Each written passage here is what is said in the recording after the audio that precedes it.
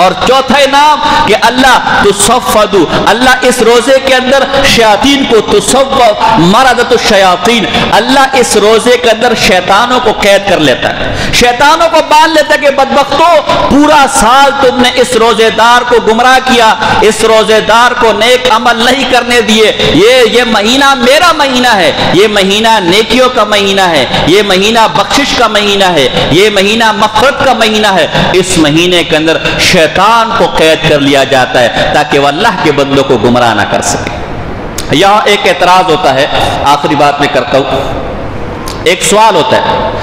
کہ جب اس مہینے کے اندر شیطان کو قید کر لیا جاتا ہے پھر بھی ہم دیکھتے بہت سے لوگ گناہ کرتے ہیں، حالانکہ گناہ تو آدمی سے شیطان کرواتا ہے، بہت سے لوگ روزہ نہیں رکھتے، یہ بھی تو گناہ ہے، بہت سے لوگ گالیاں دیتے، جھوٹ بولتے، دھوکہ کرتے، شراب پیتے، فراڈ کرتے، دو نمبریاں کرتے ہیں، حالانکہ احادیث میں تو آتا ہے کہ شیطان کو باندھ لیا جاتا ہے، باندھنے کے باوجود یہ آدمی گناہ کیسے کرتا ہے؟ اب اس کا علمی جواب بھی ہو سکتا ہے لیکن میں عوامی جواب آپ کے سامنے پیش کر رہا ہوں۔ جواب سمجھنے سے پہلے ذرا ایک مثال سمجھیں۔ انسان اور جاندار کی فطرت ہے کہ وہ جب ایک کام بار بار کرتا ہے اس کام کا وہ عادی ہو جاتا ہے۔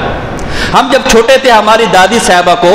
اللہ ان کی زندگی میں برکت دی، مرغیاں پالنے کا شوق تھا، تو کیا کرتی تھی جب نئی نئی مرغی آتی تھی اس مرغی کے ساتھ کوئی جوتا وغیرہ کوئی بھاری چیز اس کی ٹانگوں کے ساتھ باندھ لیتی تھی، پھر اس کو ہم باہر چھوڑ دیتے تھے، پھر عصر کے ٹائم 2-3 لڑکے مل کر ان مرغیوں کو گھر کی طرف لے کر آتے تھے، وہ جوتے اس لیے باندھتے تاکہ بھاگ نہ جائے، تو 2-3 دفعہ تو مرغیاں ادھر ادھر بھاگتی تھی 2-3 دن، لیکن چوتھے 5ویں دن وہ خود بخود عادی ہو جاتی تھی، اس کے بعد وہ جوتا کھول لیا جاتا تھا، پھر اس کے بعد جب بھی 4 بجے 5 بجے عصر کا ٹائم ہوتا مرغیاں خود بخود دروازے کے پاس کھڑی ہو جاتی، جیسے دروازہ کھولتا مرغیاں اندر چلی جاتی، ایک عادت اس کی بن گئی۔ آپ نے گاؤں دیہاتوں میں دیکھو کہ راہٹ ہوتا ہے، راہٹ ایک گائے بیل ہوتی ہے یا گدھا ہوتا ہے، اس کو راہٹ کے ساتھ باندھا ہوتا ہے، وہ گھومتا رہتا ہے، یہ اس کی عادت ہو گئی ہے، حتیٰ کہ اس کے سامنے کوئی انسان آ جائے گا تو اس پہ بھی چڑھ جائے گا، یہ اس کی عادت بن گئی۔ اس طرح آپ دیکھا ہوگا جو لوگ چائے کے عادی ہیں، خاص کر ہمارے پٹھان، تو ان کو اگر چائے نہ ملے ان کے سر میں درد شروع ہو جاتا ہے، ان کی طبیعت عجیب و غریب ہو جاتی ہے، اور بہت سے لوگ ایسے ہوتے ہیں جن کو چائے کو دیکھ کے اس کے سر میں درد شروع ہو جاتا ہے، یہ عادت ایک عادت بن گئی ہے۔ اب بہت سے لوگ ہیں آپ میں سے جو ناشتے کے بغیر نہیں رہ سکتے، ناشتے کے ضروری ہے، میری عادت ناشتہ کرنے کی نہیں ہے، اگر مل گیا تو کھا لیتا ہوں، نہیں تو 1 کپ چائے بہت ہے، ناشتہ نہیں کرتا، عادت کے اوپر بات ہے۔ آپ کی عادت 3 ٹائم کھانے کی ہے، ناشتے میں، دوپہر میں اور عشاء میں عادت ہے، بعض لوگ دوپہر کا کھانا نہیں کھاتے، ایک ساتھ عشاء، تو انسان کی فطرت ہے کہ جس کام کو وہ بار بار کرتا ہے وہ اس کی عادت بن جاتی ہے، وہ اس کی روٹین میں داخل اور روٹین میں شامل ہو جاتا ہے، اور صرف انسان نہیں ہر جاندار کی یہ ایک فطرت ہے کہ جس کام کو وہ بار بار کرتے وہ اس کی عادت بن جاتی ہے۔ اب اصل میں گناہ یہ نفس انسان کا ایک نفس امارہ، نفس لوامہ، نفس مطمئنہ میں اس طرف نہیں جاتا، یہ گناہ دراصل انسان کا نفس کرتا ہے، شیطان صرف اس کو راستے دکھاتا ہے۔ انسان کا نفس کہہ رہا ہے کہ میرے بھائی کھانا کھا لے، بھوک لگی ہے روزہ توڑ دوں، اب انسان کہتا ہے نہیں یار گناہ ہے، اب شیطان کہتا ہے کوئی دیکھ تو نہیں رہا یار، گرمی بہت ہے، کھا لے کچھ نہیں ہوتا، تو شیطان صرف اس کو طریقے دکھاتا ہے، صرف راستے بتاتا ہے، گناہ وہ نفس کرتا ہے۔ اب مسئلہ یہ ہے کہ اس نفس کے اوپر پورا سال شیطان نے محنت کی ہوئی ہے گناہوں کی، پورا سال اس سے جھوٹ بلواتا ہے، پورا سال اس سے گناہ کرواتا ہے، پورا سال اللہ کی نافرمانیاں کرواتا ہے، پورا سال ماں باپ کی نافرمانیاں کرواتا ہے، پورا سال نماز میں ڈنڈیاں اس سے لگواتا ہے کہ نماز مت پڑھ، پورا سال اس سے 2 نمبریاں کرواتا ہے۔ اب یہ پورا سال یہ کام کر کر کے اس آدمی کی روٹین میں اور عادت میں وہ گناہ شامل ہو جاتا ہے، اس کی روٹین بن کے اس سے آذان سن کے نماز نہیں پڑھنی، اس کی روٹین بن کے اس سے جھوٹ بولنا ہے، اس کی روٹین بن کے اس سے گناہ کرنا، یہ اس کی عادت میں فطرت میں نفس اس کا عادی ہو گیا۔ اب رمضان میں شیطان تو سائڈ پر ہو گیا، شیطان تو باندھ دیا گیا، شیطان تو جدا ہو گیا، لیکن اس کا نفس اس گناہ کا عادی ہے، لہذا باوجود شیطان نہ ہونے کے وہ نفس اس کا گناہ کر رہا ہے، وہ نفس اس کا گناہوں میں ملوث ہے، تو اس نفس کو اس موقع پر اب شیطان بھی نہیں ہے، ہم نے کرنا یہ ہے کہ اس نفس کو جو گناہوں کا عادی ہو گیا اس مہینے کو غنیمت جان کر اسے نیکیوں کا عادی بنانا ہے، اسے موڑنا ہے، اسے